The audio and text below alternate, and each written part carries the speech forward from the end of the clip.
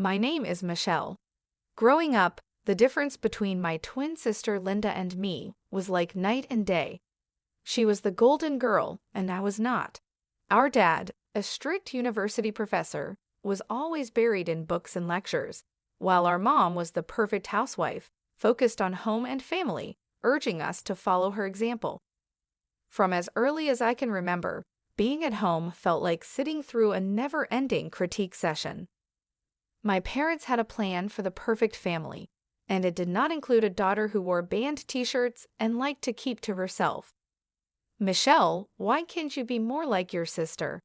was my mom's favorite line, usually directed at me when I showed up at breakfast with my headphones on, trying to shut out the world. Linda, on the other hand, basked in the glow of approval.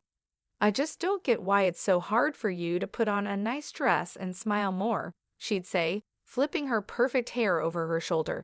It felt like she was from a different planet. One particularly tough Saturday, as our family got ready for one of Dad's faculty parties, a total bore but a mandatory event for us, I decided to rebel in the smallest way I knew how. I put on my darkest eyeliner and a pair of boots that definitely did not meet the acceptable standard. "You're not going out like that, are you?" Mom caught me on the stairs, her eyes glaring at my boots as if they were dirty. I shrugged my usual defense. "Don't see why not." She sighed, that long, drawn-out kind that said I was the biggest disappointment in her perfectly organized world. "Please, Michelle, just this once, can't you try to fit in?" "What for? So you can pretend we're the perfect family?" I shot back, tired of the same old argument. "It's not about pretending. It's about showing respect for your father," she argued, her voice taking on that sharp tone that meant business. Linda, overhearing the exchange, came trotting down the hallway, her heels clicking on the hardwood floor like a judge approaching the bench. "Mom's right, Amy. It's not that hard to look decent. Why do you always have to make things difficult?" "I don't want to be a clone of you, Linda," I snapped, feeling my face get hot. I hated these arguments, hated being compared, but more than anything, I hated feeling like the odd one out in my own home. Dad appeared at the bottom of the stairs, his brow furrowed. "Michelle, go change now. We're leaving in 15 minutes, he said firmly. His tone left no room for argument. He didn't yell. He didn't need to. The disappointment in his eyes was enough to send me marching back to my room to swap my boots for plain flats and wipe away half my eyeliner. As we drove to the party, the car was silent except for the classical music Dad insisted on playing because it was calming. I stared out the window, watching the trees blur past. In that moment, I promised myself that someday I'd live a life where no one could tell me what to wear, how to act, or who to be. Someday, I'd be free from these expectations. My room was the only corner of the house where I could pretend I was somewhere else, anywhere else. Unlike the rest of the house, which was filled with my parents' choices, my room was mine. It wasn't much, just 3 walls covered in sketches and music posters, but it was my escape from the reality of my family's expectations. One evening, as I was trying to lose myself in a playlist of my favorite bands, Dad knocked and marched into my room, his face set in a familiar frown. "Michelle, turn that noise down, and why haven't you studied with Linda today?" "You know you both have exams coming up," he said, his voice stern. I pulled out one earbud and looked up at him, trying to keep my voice calm. "I've been studying, just not with Linda. I learn better on my own." Dad shook his head, clearly not believing me. "You know the rules. Your sister gets good grades, and you should be doing the same. I don't see why you always have to make things difficult." "It's not about making things difficult," I said, feeling my frustration grow. "I just don't see why I have to do everything Linda's way. Can't I have my own way of studying?" He didn't respond to that, just switched to another complaint. "And those friends of yours, I saw you with them at the cafe yesterday. I don't think they're a good influence. You should be spending time with the daughters of my colleagues. They're more suitable." I felt my temper rising. "Suitable for what? For you?" "Because they talk about economics and pretend to enjoy those boring university gatherings." Before he could answer, Mom appeared at the doorway, her voice sharp. Michelle, your father is right. Those girls are from good families. They know how to behave. They're the kind of friends you should want.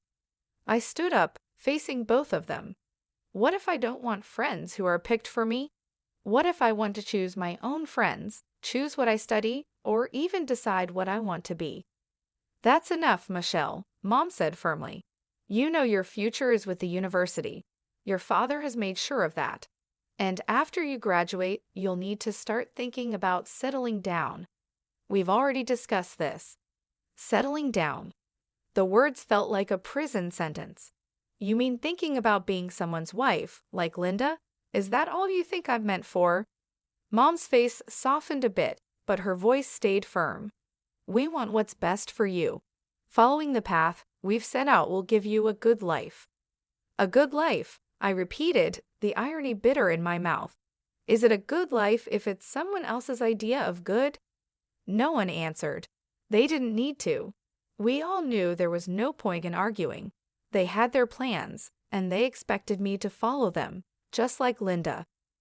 Linda and I were like two sides of the same coin, always together but never on the same page.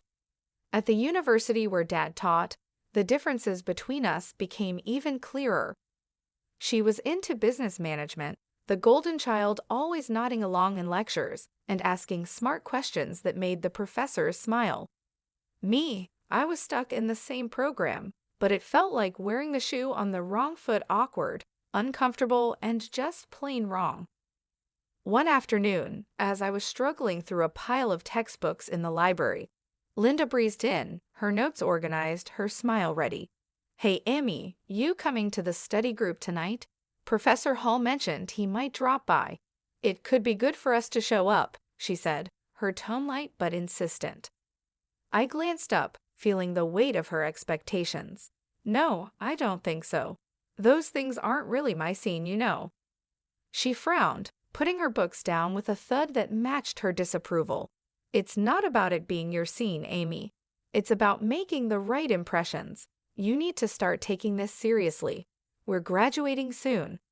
I shrugged and turned back to my notes.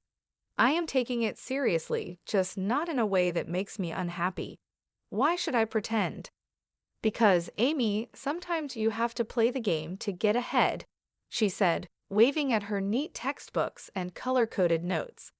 It's not about liking it. It's about doing what's necessary. I shook my head and pushed my chair back with a scrape. Well, maybe I'm tired of doing what's necessary according to everyone else. Did you ever think of that? Her voice softened, but her eyes were still firm. Amy, I'm just trying to help you. Dad won't always be around to fix things.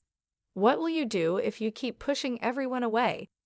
Maybe I'll figure it out on my own. Maybe I don't need to follow Dad's path or yours, I replied, feeling a surge of defiance. Linda sighed, clearly frustrated. You're so stubborn. Just try, okay. For me, if not for yourself, show up tonight and talk to Professor Hall. It won't kill you. I looked at her, really looked, and saw not just my perfect sister, but someone who cared in her own way. Fine, I'll think about it, I conceded, not ready to promise more. Thank you, she said, her smile returning. It's not that bad, you know. You might even like it if you gave it a chance. Doubt it, I muttered, but I knew I had lost this round. For Linda, I'd show up, sit through another boring discussion, and not at the right times. It was just a few hours. How bad could it be? As it turned out, not as bad as I thought. Professor Hall was surprisingly interesting when he wasn't lecturing from a podium. I even asked a question, which earned a shocked but pleased look from Linda. Later, as we walked back to our dorm, Linda nudged me. See, not so terrible, right? That fragile piece didn't last long.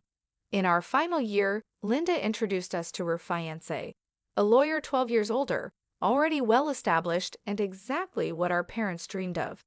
Mom and Dad were thrilled, praising Linda for making such a smart choice. Then they turned their hopeful eyes on me. Now, Michelle, it's your turn to find someone suitable, Dad said one evening over dinner, his tone implying my time was running out. Mom nodded enthusiastically, already planning out my life as if it were another one of her well-organized projects. Think about your future, dear, someone who can provide for you, who has a good standing. I remember staring at my plate, feeling trapped.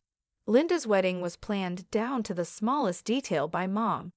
From the bridesmaids' dresses to the flowers, everything showed off her perfect vision of family prestige. After the wedding, Mom often visited Linda, giving advice and making sure Linda's life went exactly as she had planned. Watching this, I knew one thing for sure.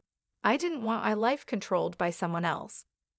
One day, I was walking down the street, lost in thoughts about escaping the life my parents wanted for me, when I heard the deep rumble of a motorcycle. Curiosity made me look. That's when I saw him, Brian, with his leather jacket and carefree smile, pulling up beside me. "You look like you need a ride," he called over the roar of the engine, a playful sparkle in his eyes. I hesitated, looking back toward the path home, then at his outstretched hand. What did I have to lose? "Sure, why not?" I said, my voice a mix of nerves and excitement. Climbing onto the back of his bike, I felt a rush of adrenaline as we sped away. The wind whipped through my hair, and for the first time in a long while, I laughed a real laugh. Brian shouted something about showing me his world, and I held on tighter, not wanting the moment to end. We stopped at a diner popular with bikers. Over burgers and fries, Brian told me about his life as a welder, his love for bikes, and his passion for the open road. It was so different from anything I was used to, raw and real. "Don't you get scared living like this?" I asked, my voice barely rising above the clatter of plates and chatter around us. "Scared? No, it's thrilling. You never know what's around the corner. Isn't that better than having everything planned out for you?" he replied, his eyes lighting up with each word. Over the next few weeks, we met in secret. Each ride on Brian's motorcycle took me further from the life I was supposed to live and closer to the life I wanted. The speed, the adventure, it wasn't just about the thrill. It was about feeling alive, feeling free. One evening, as we watched the sunset from a secluded overlook, Brian turned to me. "Michelle, I don't just ride to escape. I ride to feel alive, to make every moment count. With you, every moment feels like it's worth something." I leaned into him, my heart beating fast. "I've never felt like this before. You make me feel free, Brian." He smiled, pulling me closer. "Then let's not go back to just existing. Let's live." 5 months with Brian felt like a lifetime of moments. I had always dreamed of the day he would propose under the stars, with the gentle rumble of his bike in the background. My heart said yes before my mouth could form the word. It was perfect, except for one big problem: my parents. I was scared to introduce Brian to them. He was everything they disapproved of: his rough edges, his wild spirit, his simple but happy life as a welder. But love gave me courage, and I decided it was time for them to know. The day I brought Brian home, he wore his usual leather vest, red t-shirt, ripped jeans, and a bandana. I loved that about him. He was always himself. As we walked up the driveway, I could already feel the weight of my parents' judgment. When we stepped inside, Mom's face went pale at the sight of Brian, her eyes widening in shock. "What in the world, Michelle?" she gasped, her voice barely a whisper. Dad's reaction was harsher, his words sharp as knives. "Who is this, and why is he dressed like a thug in our house?" I took a deep breath to steady my nerves. "Mom, Dad, this is Brian. He's the man I love. We're getting married." The silence was deafening. Then Dad turned to Brian, his tone full of disdain. "Married? What do you do for a living, young man? What are your qualifications?" Brian, bless him, didn't waver. "I'm a welder. I took some specialized courses after high school. I work hard and make an honest living." The look on my parents' faces was a mix of horror and disbelief. Mom looked like she might faint. "A welder, Michelle? You can't be serious." Dad's voice rose, anger flaring. "You expect us to bless this, to throw away your future for a welder? I felt my resolve harden. Yes, because he makes me happy. Isn't that what should matter? But the life you'll lead, Mom started, her voice trembling. It will be the life I choose, I shot back, my own voice gaining strength. Dad shook his head, his decision clear. We cannot and will not support this. If you choose him, don't expect to be a part of this family. The finality in his tone broke my heart, but not my decision. Brian squeezed my hand, giving me the strength to face them. Then I choose Brian. I choose us. I choose my happiness. Mom's eyes filled with tears, and Dad's jaw clenched tight. If you walk out with him, don't bother coming back, Dad said, his voice cold. Walking away from my parents' house with Brian, my heart was a mess of emotions: pain, relief, excitement, and fear all mixed into one. The night air felt different, like each breath was a new beginning. I took a step further into a new life. We rode in silence for a while, the steady roar of the motorcycle beneath us. When we finally stopped at a small diner on the edge of town, Brian turned to me with a serious look. Are you sure about this, Michelle? I mean, really sure. There's no going back after tonight, he said, his eyes searching mine for any sign of doubt. I nodded, squeezing his hand tightly. I've never been more sure of anything. Being with you feels right. It feels like what I'm meant to do. He smiled that reckless, charming smile that had won me over the first day we met. All right then, let's do it. Let's start our life together. Inside the diner, we found a quiet booth in the corner. The waitress brought us 2 coffees without asking, and we sat there planning our next steps. So what's first? I asked, stirring cream into my coffee and watching it swirl. We'll need to find a place to stay, at least for a while, and maybe look for jobs. I have some buddies who can help us get started, Brian replied, sounding practical but hopeful. It's going to be tough, isn't it? I said, more as a statement than a question. The reality of what we were doing was starting to sink in. Brian reached across the table and covered my hand with his. It might be, but we'll handle it together. Tough is nothing new for either of us, right? I couldn't help but laugh a short, genuine burst of amusement. Right, together. We spent hours in that diner talking and planning. Every so often, Brian would mention an idea that sounded so wild and free that it made my heart jump. And maybe one day, we'll save enough to take that road trip across the country. Just you, me, and the open road. I like that, I said, allowing myself to dream bigger than I ever had. Riding back into the city, we began our search. The next few weeks were a blur of activity. We found a small apartment on the edge of town. It wasn't fancy, but it was ours. Brian found work at a local garage, and I picked up shifts at a nearby diner. Life was hard, but it was ours. We made do with what we had, and every night when we came home to each other, it felt like we had everything. Months later, we decided it was time to make it official and got married in a small, intimate ceremony. I held onto a small hope that my family would show up, that they would see how happy I was and let go of their prejudices. But the chairs we had reserved for them stayed empty, and no congratulatory messages came. Despite the sting of their absence, the day was perfect because it was ours. Over time, I grew very close to Brian's mom. She welcomed me with open arms, calling me her daughter and filling in the gaps left by my own family. Her warmth and acceptance helped heal some of the wounds left by my parents' rejection. Things finally started looking up for Brian and me. After he completed some additional training and became a certified underwater welder, his income shot up to $230,000 a year. That change made a huge difference. We managed to buy a townhouse in a nice area, the kind of place I had always dreamed about but never thought I'd actually live in. I started working as a dispatcher in Brian's company. It wasn't just a job.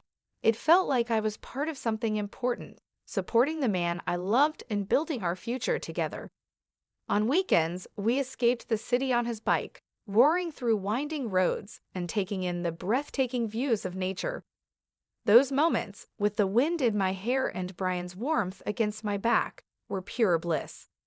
Living nearby, my mother-in-law became a frequent visitor. One afternoon, while Brian was tinkering in the garage and I was making coffee, she arrived looking a bit troubled.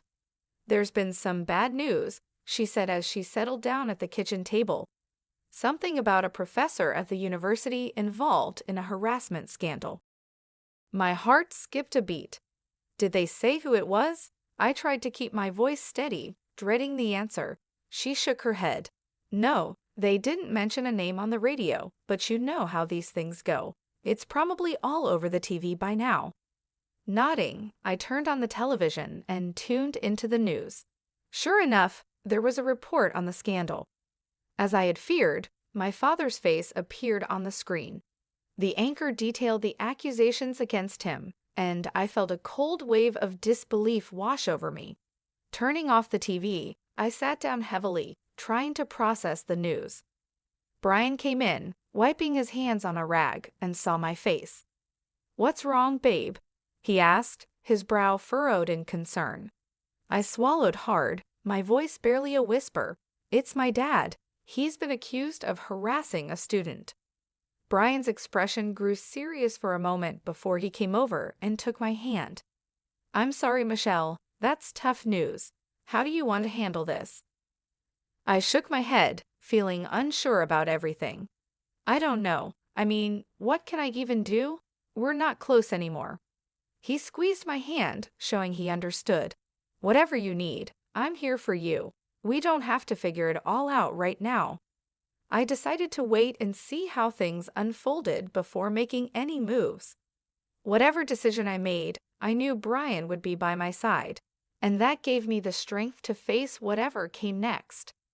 Life had been peaceful until that unexpected afternoon at work when a familiar car pulled into the parking lot. I hadn't seen my parents in a long time, and the sight of them stirred up a mix of emotions I thought I had put to rest. They both looked dramatically different. The scandal had taken its toll. Mom had lost a lot of weight and looked much older, while Dad seemed broken, a shadow of the stern man he once was. My mother saw me and rushed over, arms open as if nothing had happened, as if years of distance and disapproval could be erased in an instant. But I couldn't embrace her, not now. Instead, I stepped back and took Brian's hand, drawing strength from his presence. "Michelle, it was so hard to find you," Mom said, her voice cracking with emotion. Dad, always the blunt one, got straight to the point. His voice was harsh and bitter.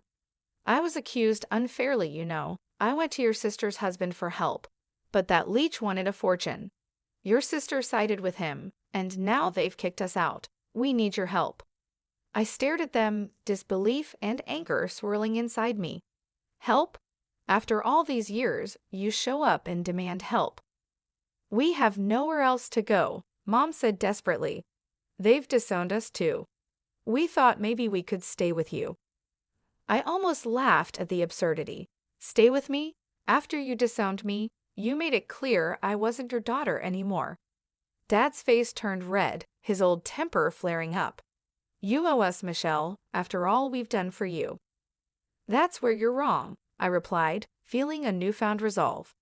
I cut them off, feeling Brian squeeze my hand for support. "I don't owe you anything. You threw me out because I chose my happiness over your demands. And now you want to just move in and act like we're a family again?" The situation was spiraling out of control, and I could see people watching, a small crowd beginning to form.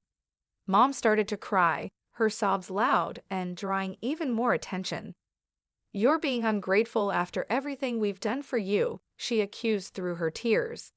I took a deep breath, my decision clear. "No, Mom, I'm not ungrateful. I'm free and happy. You made your choices, and now you have to live with them."